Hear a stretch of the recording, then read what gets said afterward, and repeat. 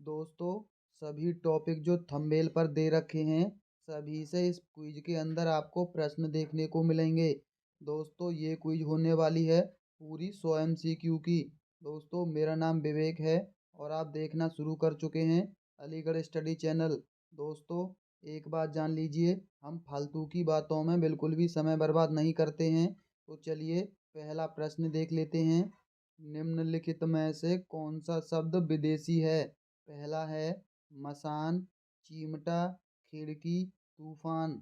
दोस्तों, इस प्रश्न का सही जवाब है ऑप्शन डी, तूफान शब्द विदेशी शब्द है।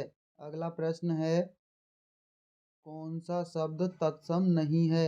दोस्तों, यहाँ पूछा है नहीं है। पहला है विवाह, शाक, मुखिया या जनता।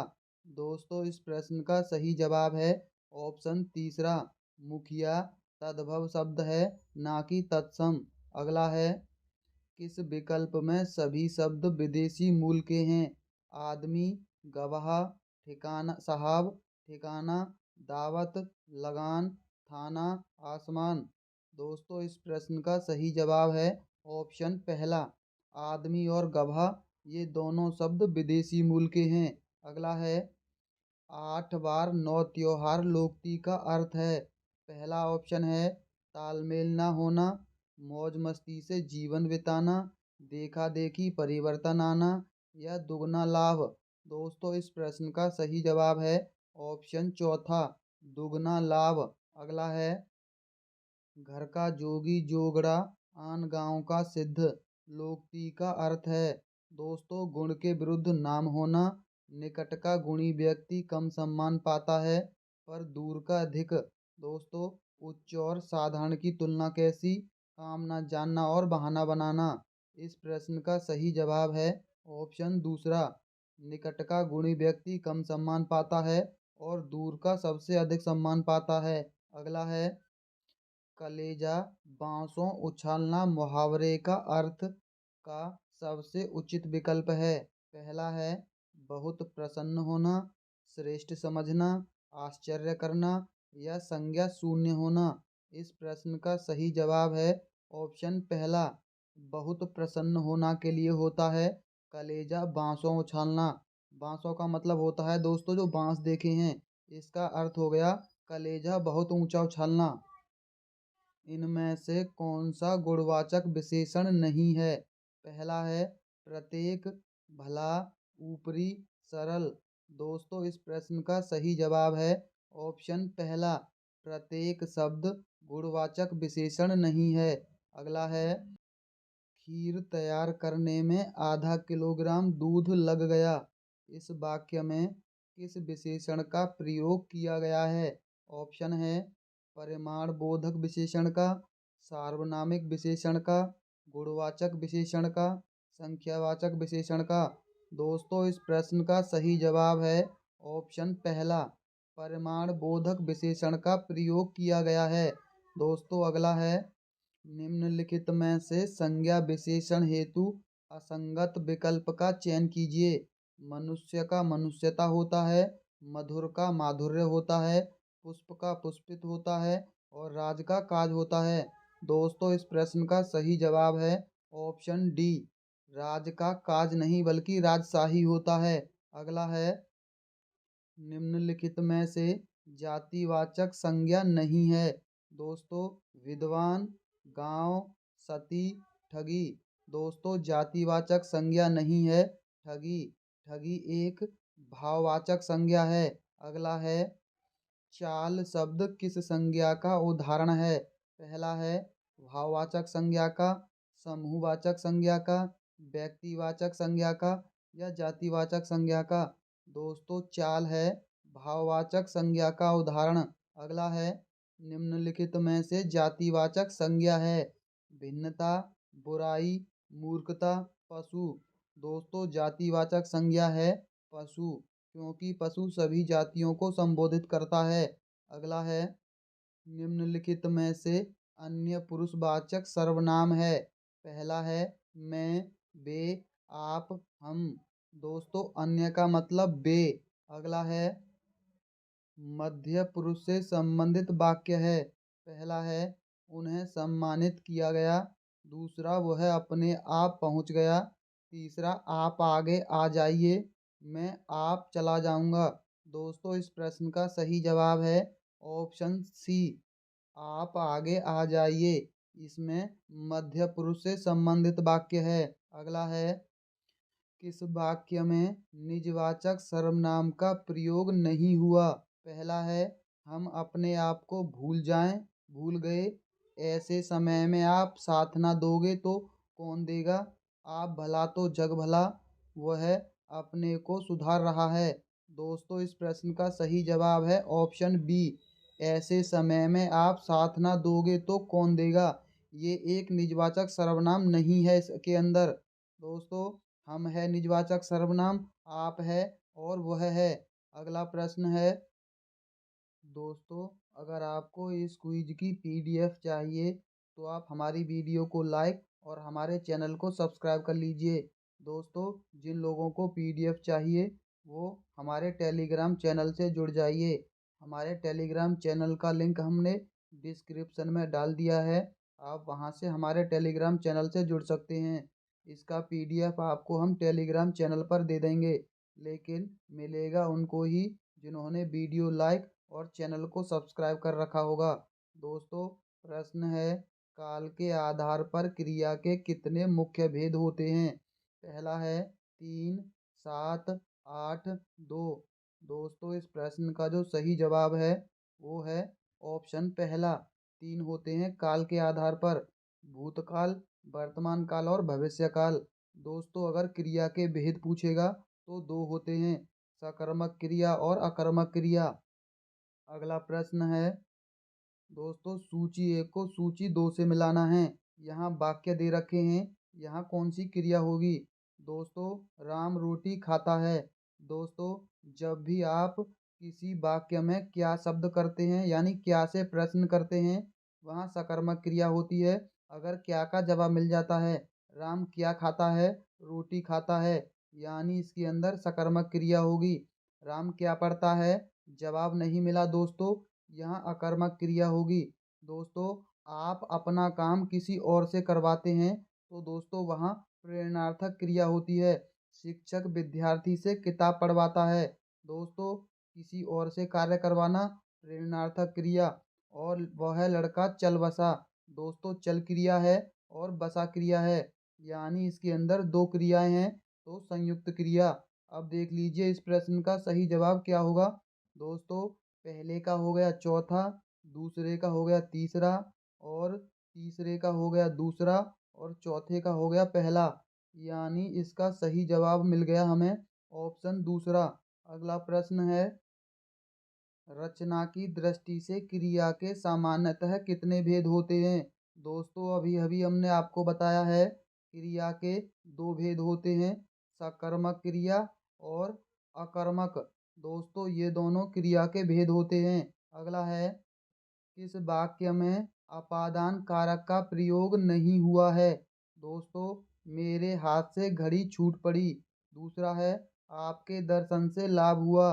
तीसरा है, आत्मा देह से भिन्न है, कोयला खदान से निकाला गया। दोस्तों, अपादान कारक को आप कभी नहीं भूलोगे। बस एक बात जान लीजिए, कोई वस्तु अगर अपना स्थान छोड़कर दूसरे स्थान पर जाती है, वहाँ अपादान कारक होगा। जैसे मेरे हाथ से घड़ी छूट गई, हाथ से घड़ी अलग चली गई, यानी अपादान कारक। दूसरा देख लीजिए, आपके दर्शन से लाभ हुआ। दोस्तों, इसमें कोई वस्तु अलग नहीं हुई, यानी इसी के अंदर अपादान कारक नहीं है। और आत्मा देह से भिन्न हो गई। दोस्तों, आत्मा देह से अलग हो गई, इसके अंदर भी अपादान कारक है। और कोयला खदान से अलग किया गया, यानी निकाला गया, खदान से कोयला अलग हो गया, यानी इन सभी के अंदर, माफ कीजिए, ए सी और डी के अंदर अपादान कारक है, बी के अंदर अपादान कारक नहीं है। दोस्तों, बस आप अपादान से याद रख लीजिए, वस्तु एक स्थान से दूसरे स्थान पर चली जाएगी, वहाँ अपादान कारक होगा। एक और उदाहरण सबसे ज़्यादा पूछता है, बिल्ली छत से कूद पड़ी। दोस्तों, यहाँ भी अपादान कारक होता है, बिल्ली छत से दूसरे स्थान पर चली गई। अगला है, राजा सेवक को कंबल देता है, उक्त वाक्य में कौन सा कारक है? कर्ता कारक, संबंध कारक, संप्रदान कारक, कर्म कारक। दोस्तों, संप्रदान कारक की विभक्ति होती है को, लेकिन ये होती है साइलेंट में, को साइलेंट में होती है। और के लिए, दोस्तों के लिए से ज़्यादा प्रश्न नहीं पूछता है, को से पूछता है। लेकिन को विभक्ति कर्म की भी होती है, कर्ता ने कर्म को। दोस्तों, अब कैसे पता करना है कि कर्म है या संप्रदान कारक? दोस्तों, जब भी कोई चीज किसी को दान देगा वहाँ हमेशा संप्रदान कारक होगा। राजा ने सेवक को कंबल देता है। दोस्तों, जब भी कोई इंसान किसी और को वस्तु देगा वहाँ हमेशा संप्रदान कारक होगा। अगला है, किस वाक्य में संप्रदान कारक का परसर्ग विभक्ति चिन्ह प्रयुक्त हुआ है? दोस्तों देख लीजिए, दोबारा प्रश्न आ गया। न्यायालय ने अपराधी को दंडित किया। दोस्तों, दंड देना कोई दान देना नहीं होता। मोहन ने सोहन को पीटा। मालिक ने सेवक को धन दिया। दोस्तों देख लीजिए, मालिक ने सेवक को क्या दिया? धन, यानी इसी के अंदर संप्रदान कारक होगा। माँ ने बच्चे को बुलाया। दोस्तों, सी इसका सही जवाब है। अगला प्रश्न है, किस विकल्प में सभी शब्द पुल्लिंग हैं? दोस्तों, भीड़, सेना, टोली, संघ, भीड़, कक्षा, समूह, कुटुंब और मंडल, दल, सभा और सरकार। दोस्तों, इस प्रश्न का सही जवाब है ऑप्शन सी, समूह, कुटुंब और मंडल। दोस्तों, शब्दों को किसी वाक्य में प्रयोग करके देख लीजिए, पता चल जाएगा कि पुल्लिंग है या स्त्रीलिंग। स्त्रीलिंग शब्द नहीं है। पहला है चंदन, चपला, चमक या चट्टान। दोस्तों, चंदन स्त्रीलिंग नहीं है। अगला है, पा लगाकर बनाए गए शब्द कहलाते हैं स्त्रीलिंग, पुल्लिंग, हिंदी शब्द, इनमें से कोई नहीं। दोस्तों, ये कहलाते हैं स्त्रीलिंग शब्द, जैसे पालकी, पाली, इस तरह के शब्द स्त्रीलिंग कहलाते हैं। अगला है, जिसके समान दूसरा नहीं है वह है, इस विग्रह के लिए समस्त पद होगा। अद्वितीय, द्वैत, द्वापर, अपूर्व। दोस्तों, अद्वितीय होगा। अगला है, धीरे धीरे में कौन सा समास है? कर्मधारय समास, द्वंद्व समास, द्विगु समास, अव्ययीभाव समास। दोस्तों, धीरे धीरे के अंदर है अव्ययीभाव समास। दोस्तों, योजक चिन्ह से द्वंद्व समास मत लगा देना, क्योंकि अगर योजक चिन्ह के दोनों शब्द एक दूसरे के विपरीत नहीं होते तो वहाँ द्वंद्व समास नहीं होता। द्वंद्व समास वहाँ होता है जब दोनों एक दूसरे के विलोम हो। और धीरे धीरे ये एक अव्यय है, यानी इसके अंदर होगा अव्ययीभाव समास। अगला प्रश्न है, परोक्ष में निहित समास है। तत्पुरुष समास, अव्ययीभाव समास, कर्मधारय समास, बहुब्रीहि समास। दोस्तों, इस प्रश्न का सही जवाब है ऑप्शन दूसरा, अव्ययीभाव समास। अगला है, निम्नलिखित में से किसमें स्वर संधि नहीं है? दोस्तों, पहला है भवन में, नायिका में, शब्द में, मत्यक्ष में। दोस्तों, शब्द के अंदर स्वर संधि नहीं है, क्योंकि जब भी आधा शब्द बीच में आता है वहाँ व्यंजन संधि होती है, ना कि स्वर संधि। अगला है, अनवीक्षण में प्रयुक्त स्वर संधि है। पहला है दीर्घ, अयादि, गुण, यण। दोस्तों, अनवीक्षण के अंदर है यण संधि। अगला है, सत शास्त्र की संधि से निर्मित रूप है। दोस्तों, इस प्रश्न का सही जवाब है ऑप्शन पहला, सच शास्त्र होता है ना कि शास्त्र। दोस्तों, आप इस प्रश्न का सही जवाब ऑप्शन ए लगा दीजिए, सच शास्त्र होता है। दोस्तों, अगर आपने हमारी वीडियो को लाइक नहीं किया है तो वीडियो को लाइक तो कर ही सकते हो, हम आपका फालतू की बातों में कभी भी समय बर्बाद नहीं करते हैं।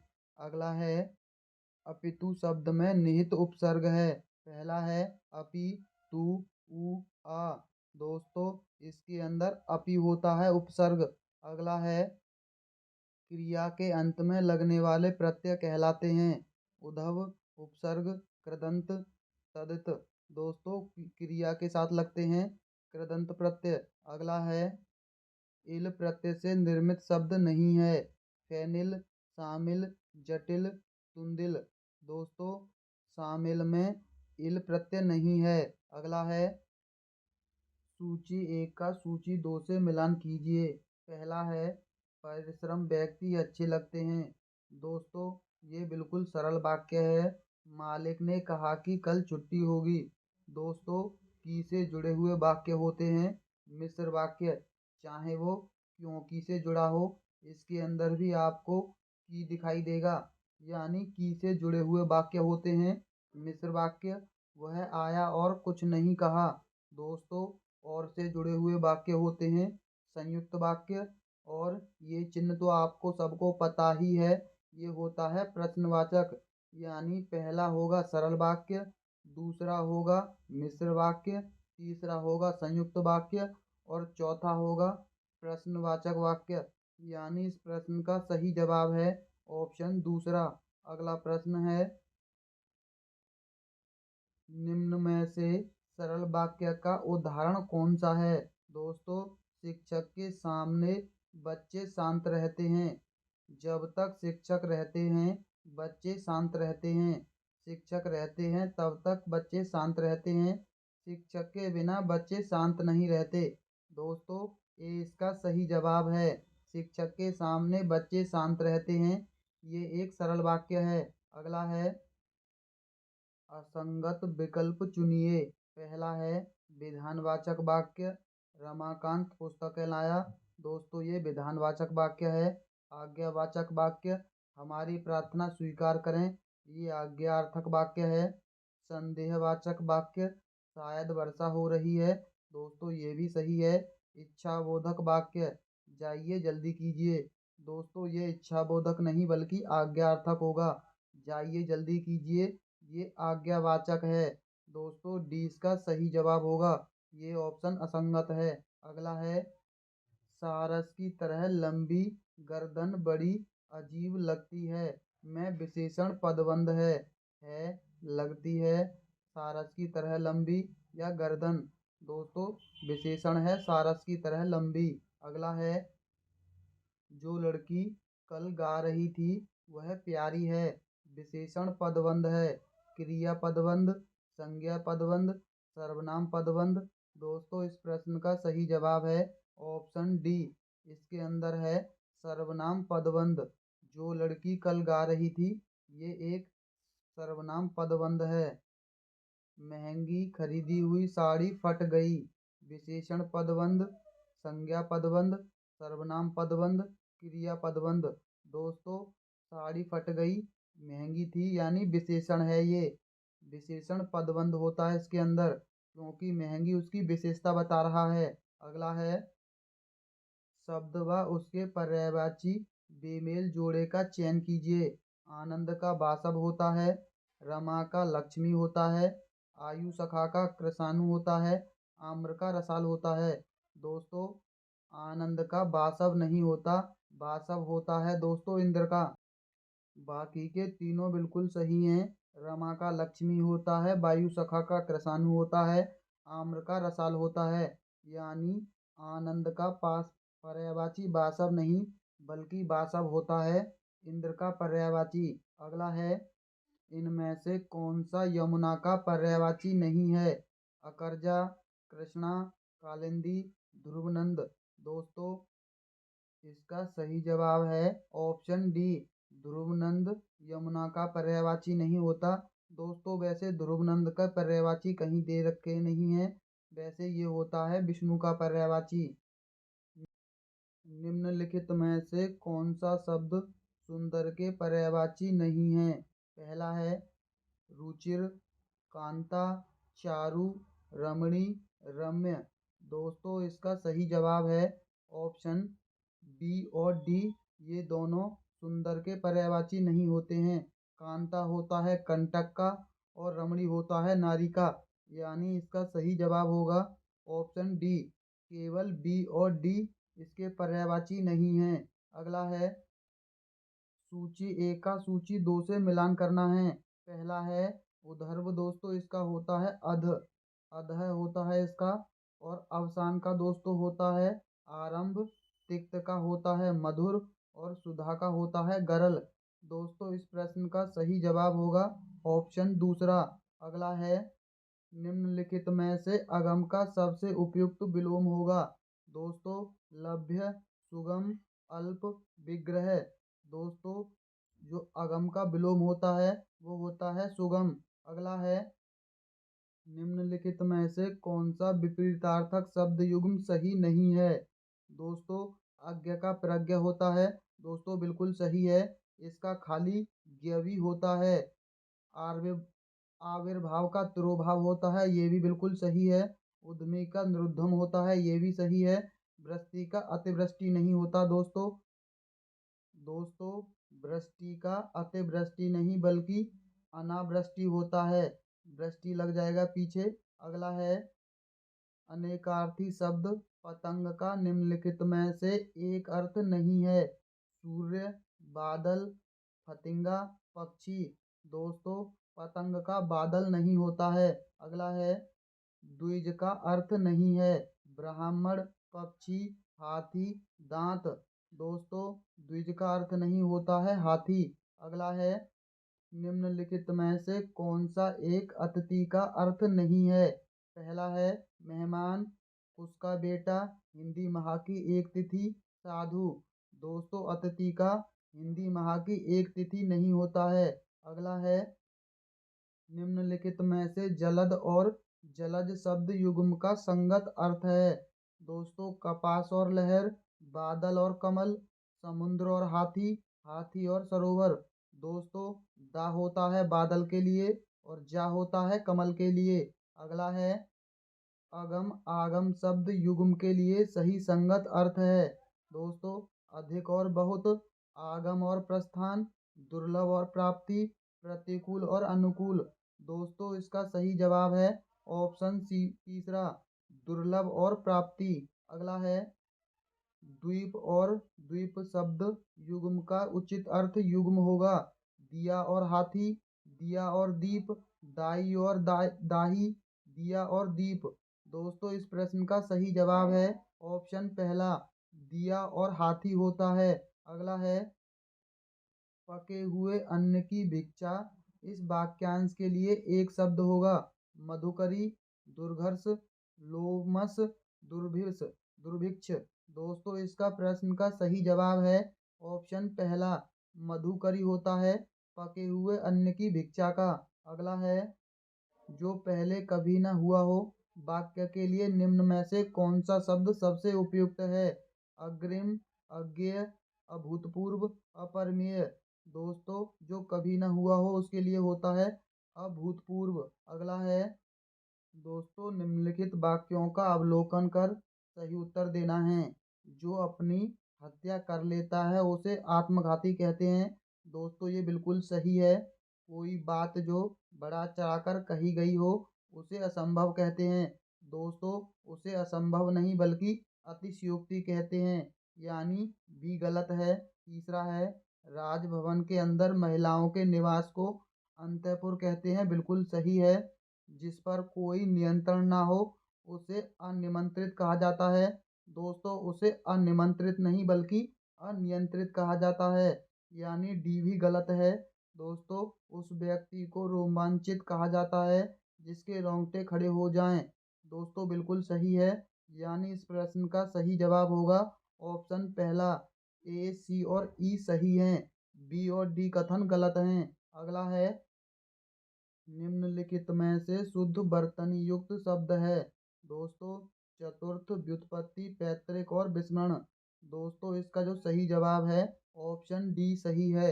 विस्मरण बिल्कुल शुद्ध लिखा हुआ है। चतुर्थ लिखा जाता है। दोस्तों, ये मात्रा जो आती है वो था पर आती है और व्युत्पत्ति में छोटी मात्रा आती है और यहाँ भी छोटी मात्रा आएगी। एक बचा पैतृक। दोस्तों, पैतृक में मात्रा ता के नीचे आती है, पैतृक, यानी इसको पैतृक लिखा जाता है। अगला है, अशुद्ध शब्द है। महात्म्य, निरोग, अहिल्या, अंतर्धान। दोस्तों, इसका सही जवाब ऑप्शन डी है, अंतर्धान लिखा जाता है। दोस्तों, इसका जो सही लिखा जाता है वो इस तरह से लिखा जाएगा। अगला है, वर्तनी की दृष्टि से इनमें से कौन सा शब्द शुद्ध है। दोस्तों, कुमुदनी इनमें से कौन सा शुद्ध लिखा हुआ है। इसका जो सही जवाब है दोस्तों वो है ऑप्शन सा। तीसरा बिल्कुल शुद्ध लिखा हुआ है। कुमुदनी में 3 मात्राएं छोटी आती हैं और 1 मात्रा बड़ी आती है। अगला है कार्यालयी पत्र में अधोलिखित में प्रयुक्त होने वाला शब्द है। भावदीय, श्रीमान, महोदय, सेवा में। दोस्तों इसके अंदर जो प्रयुक्त होता है भावदीय होता है। अगला है सरकारी पत्रों में अधोलिखित के रूप में से किस शब्द का प्रयोग किया जाता है। श्रीमान, महोदय, भावदीय, सेवा में। दोस्तों यहाँ देख लीजिए, दोनों प्रश्न 2024 में पूछे गए हैं, अलग अलग एग्जाम में, थोड़े से हेर फेर के साथ। अगला है दोस्तों कथन पहला है पत्र में मैत्रीपूर्ण भावना निहित होती है। बिल्कुल सही कथन है दोस्तों।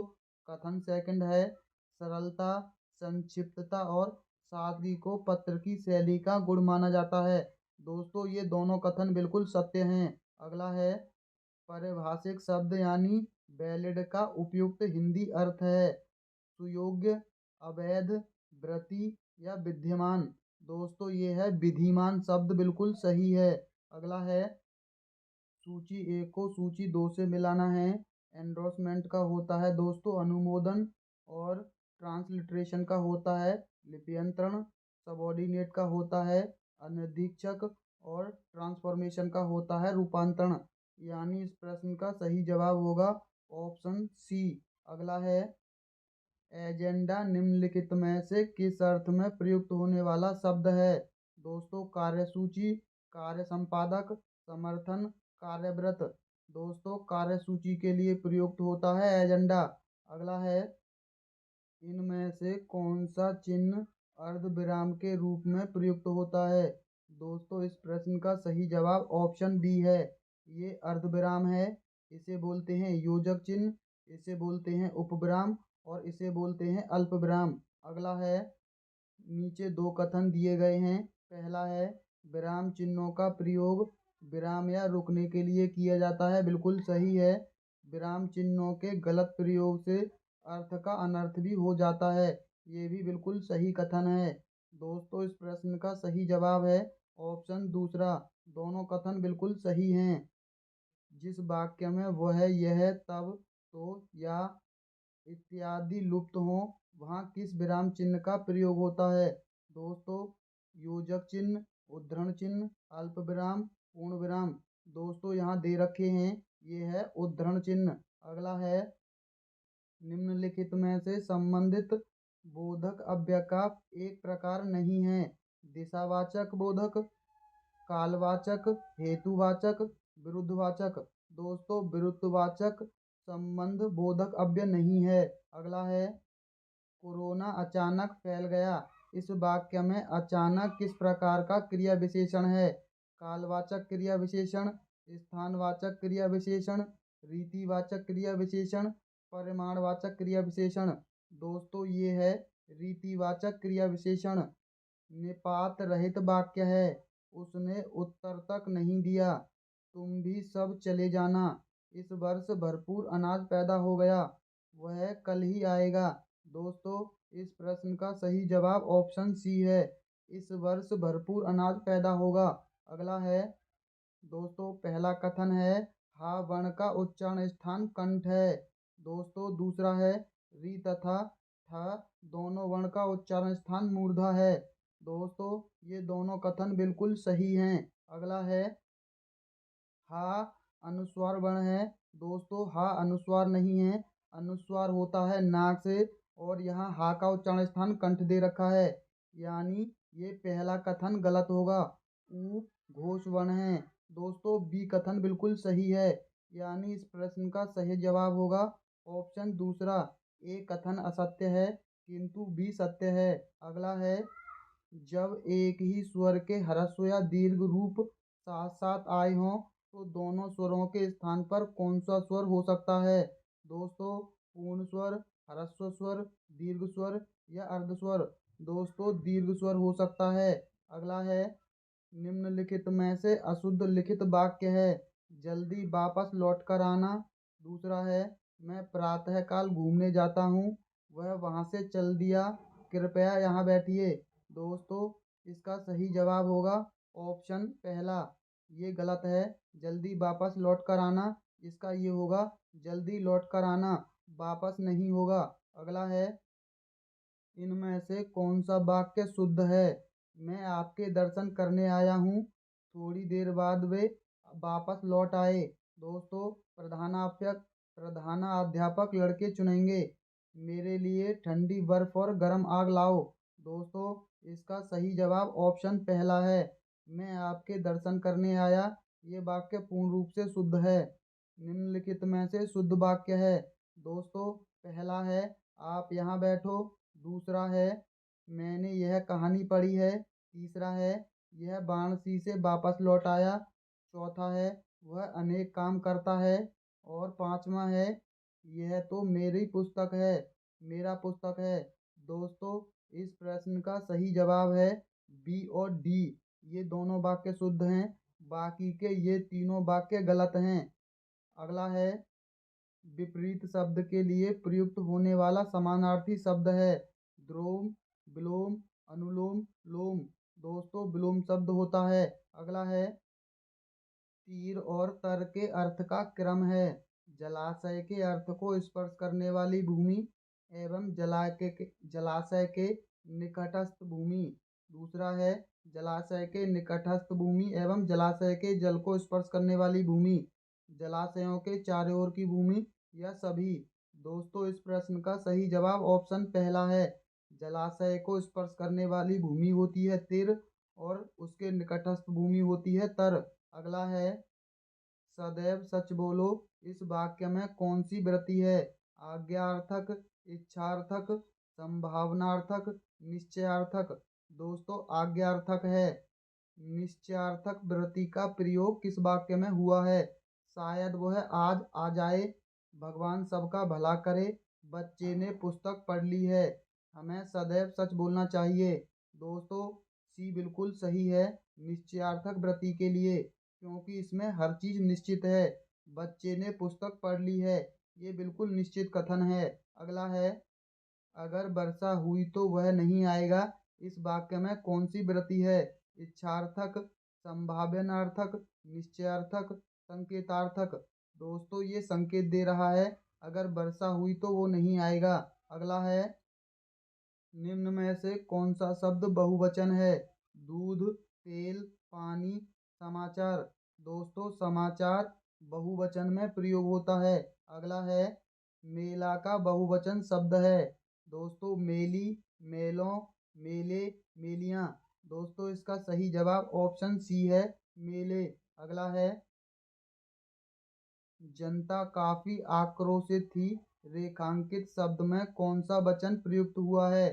पहला है बहुवचन, एक वचन, द्विवचन, इनमें से कोई नहीं। दोस्तों, इसमें बहुवचन हुआ है जनता। अगला है, दोस्तों यहाँ मिलान करना है। अनुस्मारक का होता है दोस्तों स्मरण पत्र, और परिपत्र का होता है अनेक प्रसेतियों को भेजे जाने वाला पत्र, और अधिसूचना का होता है राजपत्र में प्रकाशित सूचना, और ज्ञापन का होता है राजकीय पत्राचार में समकक्ष या अधीनस्थ अधिकारियों या कर्मचारियों को साधारण संदेश देने के लिए लिखा जाने वाला पत्र। यानी इस प्रश्न का सही जवाब होगा ऑप्शन दूसरा। पहले का दूसरा, दूसरे का पहला, तीसरे का चौथा, और चौथे का तीसरा। अगला है, ज्ञापन के विषय में असत्य कथन है। पहला है, ज्ञापन एक ही मंत्रालय, विभाग अथवा शाखा में अपने समकक्ष या अधीनस्थ अधिकारी अथवा कर्मचारी को दिया जाता है। दोस्तों, अभी आपने देखा था किसी सार्वजनिक सभा के लिए कर्मचारियों को आदेश दिया जाता है। दोस्तों, जब एक ही विभाग के लिए है तो सार्वजनिक के लिए कैसे होगा? यानी 20 का गलत है। ज्ञापन में महोदय संबोधन होता है, ना कि भावदीय स्वनिर्देशन। दोस्तों, ये भी बिल्कुल सही है। ज्ञापन अन्य पुरुष शैली में लिखा जाता है, ये भी बिल्कुल सही है। यानी इसका बी कथन गलत है। अगला है, निम्नलिखित में से किसे सरकारी राजपत्र यानी गजट में प्रकाशित किया जाता है? निवादा को, परिपत्र को, अधिसूचना को, अनुस्मारक को। दोस्तों, अधिसूचना को। अगला है, भारतीय संविधान में राजभाषा शब्द का प्रयोग किस अर्थ में किया गया है? दोस्तों, किसी विशिष्ट राज्य में प्रयुक्त भाषा के रूप में, जन भाषा के रूप में, संपर्क भाषा के रूप में, सरकारी कामकाज के लिए प्रयुक्त भाषा के रूप में। दोस्तों डी इसका बिल्कुल सही जवाब है। अगला है, संविधान के किस अनुच्छेद में हिंदी भाषा के विकास एवं प्रचार प्रसार के लिए आवश्यक निर्देश दिए गए हैं? दोस्तों अनुच्छेद 281 में, अनुच्छेद 363 में, अनुच्छेद 343 में या अनुच्छेद 351 में? इसका सही जवाब है ऑप्शन डी, अनुच्छेद 351 में। अगला है, निम्नलिखित में से किस नियम के अंतर्गत हिंदी के प्रगामी प्रयोग को प्रभावित ढंग से लागू करने के उद्देश्य से पूरे भारत को 3 क्षेत्रों में बांटा गया है? दोस्तों राजभाषा अधिनियम 1976, राजभाषा अधिनियम 1963, राजभाषा अधिनियम 1967 या राजभाषा अधिनियम 1973? दोस्तों इसे बांटा गया है राजभाषा अधिनियम 1976 के तहत। दोस्तों अब तक आपने देखा कि हमने फालतू की बातों में आपका बिल्कुल भी समय बर्बाद नहीं किया। दोस्तों जो लोग इसी प्रकार की बिना फालतू की बातों के अच्छी प्रैक्टिस करना चाहते हैं वो हमारी वीडियो को लाइक और हमारे चैनल को सब्सक्राइब जरूर कर लेना। दोस्तों सब्सक्राइब करने के बाद बेल आइकन को दबा देना ताकि हमारी वीडियो जब भी अपलोड हो आपको आसानी से पता चल जाए। तो चलिए दोस्तों, हम फालतू की बातें ना पहले करते हैं ना बाद में, ना आपका बिल्कुल भी फालतू का समय बर्बाद करते हैं। दोस्तों एक बात और, अगर आपको पीडीएफ चाहिए तो आप हमारे अलीगढ़ स्टडी चैनल टेलीग्राम से जुड़ जाइए। तो चलिए दोस्तों, मिलते हैं बहुत जल्द अगली वीडियो में। वीडियो देखने के लिए बहुत बहुत धन्यवाद।